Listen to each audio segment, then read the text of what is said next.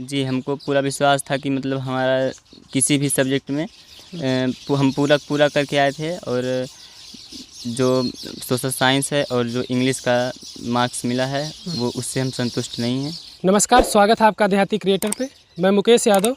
जैसा कि आप लोगों को सबको पता है कि यूपी बोर्ड का रिज़ल्ट आ गया 10वीं और 12वीं का कल, और आज हमारे साथ मौजूद हैं यूपी बोर्ड के रिज़ल्ट में 10वीं में आजमगढ़ जनपद में 9वां स्थान प्राप्त किए पवन कुमार यादव जी। ये हमारे साथ मौजूद हैं। ये इनके परिवार के लोग हैं, इनके पिताजी हैं, माता जी हैं और ये चाचा हैं और ये भाई हैं, दोनों बैठे हुए हैं हमारे साथ यहाँ पे।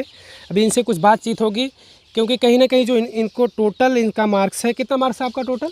553 जी, 553 आपका टोटल मार्क्स है जी। और हम बता देते हैं आपको सब्जेक्ट वाइज इनका क्या है। हिंदी में 95 है, 95, इंग्लिश में 82 है, संस्कृत में 100 है। संस्कृत कहीं ना कहीं एक ऐसा सब्जेक्ट है जो अपने आप में एक बहुत कठिन सब्जेक्ट, अगर देखा जाए तो बहुत बड़ा सब्जेक्ट है ये संस्कृत, लेकिन इन्होंने संस्कृत में 100 लिया है। और उसके बाद आपको बता देते हैं मैथमेटिक्स में 94 अंक है, साइंस में 97 और सोशल साइंस में 85। टोटल मार्क्स इनके 553 हैं। चलिए अब इनसे हम कुछ बातचीत करेंगे कि आखिर कहीं ना कहीं भाई ये बड़े ही प्रतिभावान छात्र हैं पवन कुमार यादव जी। हमारे घर से बहुत दूर घर नहीं है इनका, लेकिन इनके प्रतिभा का अभी तक हमें पता नहीं चल पाया था। लेकिन ये सारी चीज़ आप देख लीजिए, लैपटॉप है, फ़ोन है, साइकिल है, ये सारी चीज़ ट्रॉफियाँ हैं, सारी चीज़ इन्होंने अपने प्रतिभा के बल पर ये सारी चीज़ें जीती हैं। कितनी उम्र है आपकी? 16 वर्ष। 16 वर्ष। 16 वर्ष की उम्र में इनके अंदर इतनी प्रतिभा है कि ये काव्य भी लिखते हैं, कविताएँ भी लिखते हैं और पेंटिंग वगैरह भी करते हैं आप? जी हाँ, बहुत सारी चीज़ें हैं। तो चलिए ठीक है, आपको सबसे पहले तो बहुत बहुत बधाई हो इसके लिए। धन्यवाद। चलिए बताइए, आप की शुरुआत की जो शिक्षा रही कहाँ से की आपने?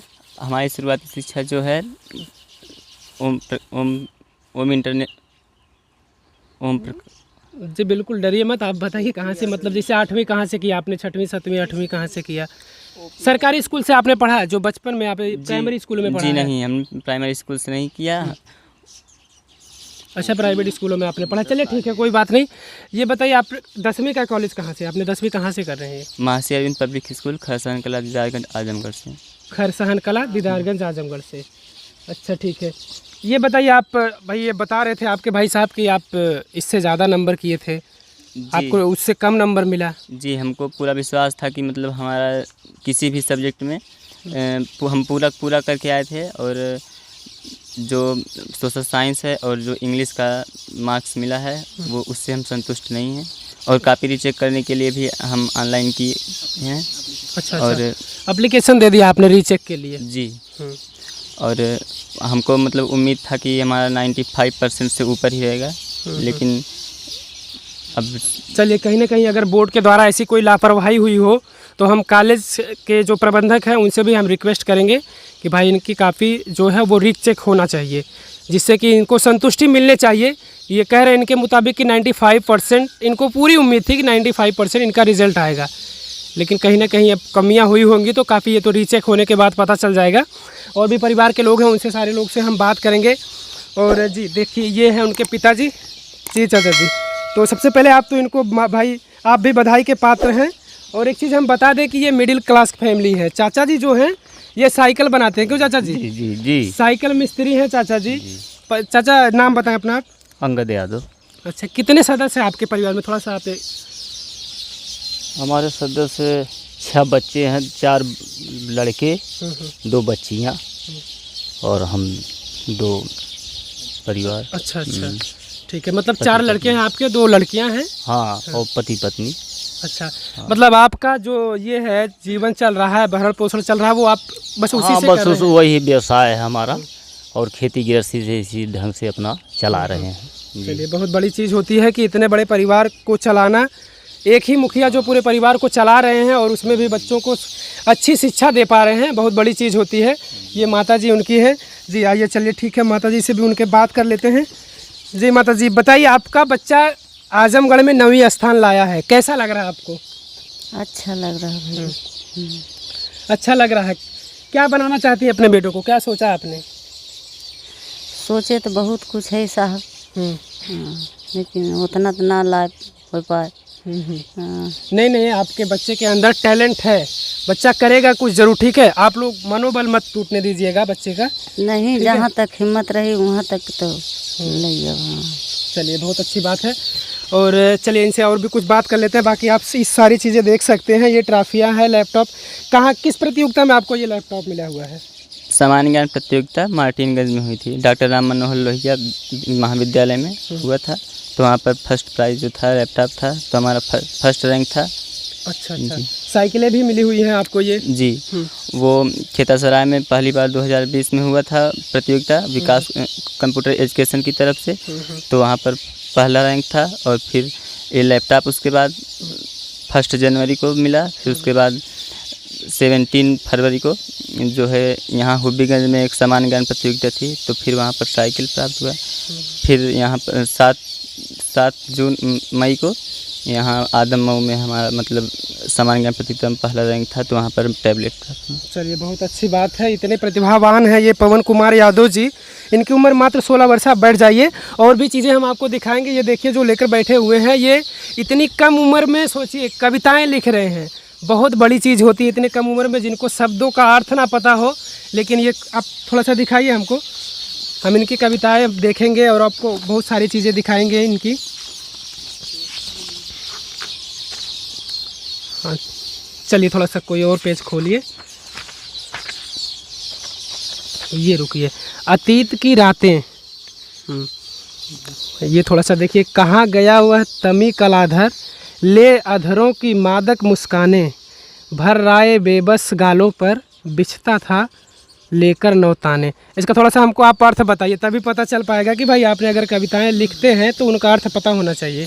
मतलब हम जो काव्य रचना करते हैं उसका मुख्य उद्देश्य जो है कि मतलब जो हमारा पहले समाज था, जो हमारी पहले संस्कृति थी, उसका जो लोप हो रहा है, और जो इस नव विकास का औद्योगिक क्रांति चल रही है, जी। इसके प्रति जो मतलब सब इधर उधर सब हो रहा है, विनाश की कगार पर है, तो उसके प्रति जो है कविताएं जो है उसके विरोध में रहती हैं। अच्छा। तो ये जो चंद्रमा का मतलब वहाँ पर जितना मतलब औद्योगिक संस्थानों द्वारा जो विभिन्न प्रकार के किए जाते हैं, तो उसके प्रति मतलब कहाँ गया वह तमी कलाधर, ले अधरों की मादक मुस्कानें, भर राय बेबस गालों पर बिस्तर था लेकर नौताने।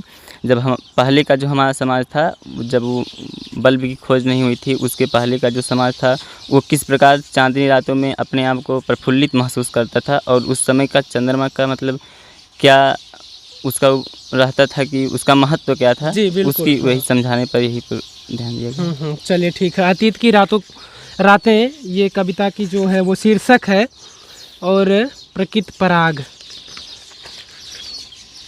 चलिए ठीक है। काफ़ी सारी, कितनी कविताएं आपने लिख रखा अब तक? 100 से ज़्यादा हो चुका है। 100 से ज़्यादा? जी। चलिए बहुत अच्छी बात है, 100 से कविताएं ये लिख चुके हैं। और हमारा ये प्रयास होगा कि जो इनकी कविताएं हैं, हम कहीं ना कहीं ये प्रयास करेंगे इनकी कविताओं का प्रकाशन हो। ये हम इससे पूरी कोशिश करेंगे, क्योंकि अभी तक ये 100 कविताएं लिख चुके हैं। प्रकृति लालिमा। चलिए ये वाला प्रकृति लालिमा जी। हाँ, इसको आप पढ़िए यहाँ तक, उसके बाद बताइए थोड़ा सा इसका अर्थ बताइए। प्रातः उठकर दिनकर नवजीवन देता है, नव किरणें सबके मुख पर कांति लाती हैं, और आंचल की लालिमा और शबनम के मोती पुष्पों की कलियां खिलमही की शोभा बढ़ाती हैं। जब प्रभात होता है, जब सुबह होता है, जी। तो जो उस समय की सौंदर्य होती है प्रकृति की, उसका वर्णन यहाँ पर किया गया है कि जो सूर्य होता है वह निकल कर सबको नवजीवन देता है, नए जीवन की शुरुआत होती है, और सब मतलब सब कुछ चहल पहलमय हो जाता है। और अरुणाचल की जो लालिमा होती है, और जो ये ओसों की मोती यहाँ पर बताया गया है, ओसों को, वो सब और फूल सब खिलकर इस धरती की शोभा बढ़ाते हैं। चलिए ठीक है। ये तो आपके कविताएं होगी, 100 से ज़्यादा इन्होंने कविताएं लिखा। बाकी ये पेंटिंग वगैरह भी करते हैं, वो भी सारी चीज़ें हम आपको दिखा देते हैं। 16 वर्ष की उम्र में अगर इतनी प्रतिभा हो किसी छात्र के अंदर, तो कहीं ना कहीं ये बहुत बड़ी चीज़ होती है अपने आप में। ये कविता संग्रह है, पेंटिंग्स। ये पेंटिंग देखिए, थोड़ा सा कैमरे में दिखाइए इसको, सीधा रखिए, इसको सीधा रखिए जी। किसकी पेंटिंग बनी हुई है ये? पंजाब के पूर्व मुख्यमंत्री अच्छा, चन्नी जी की। चन्नी जी की। अच्छा ठीक है, बिल्कुल। चलिए और भी देख लेते हैं।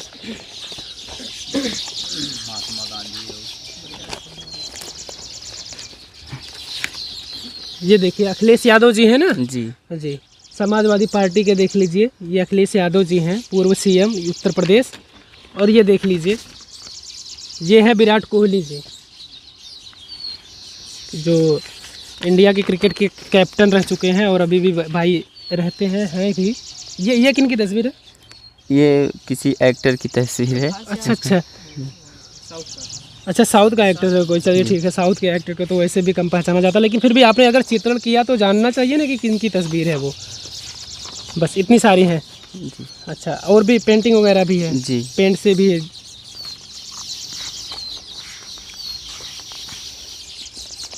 देखिए ये दिखाइए, कब से ये काम कर रहे हैं आप, ये बताइए। पेंटिंग का ये जो कार्य है आपका कब से कर रहे हैं? ये बचपन से ही पेंटिंग वाला कार्य चलता है। बचपन से, मतलब कहने का मतलब आप जब से 4, 5, 6 में पढ़ जी, रहे थे तब से ही? जी अच्छा चलिए ठीक है। ये देख लीजिए प्रकृति को दर्शाया गया है कितने अच्छे तरीके से इनके द्वारा, पवन कुमार यादव जी के द्वारा। देखिए ये सारी चीज़ें हैं।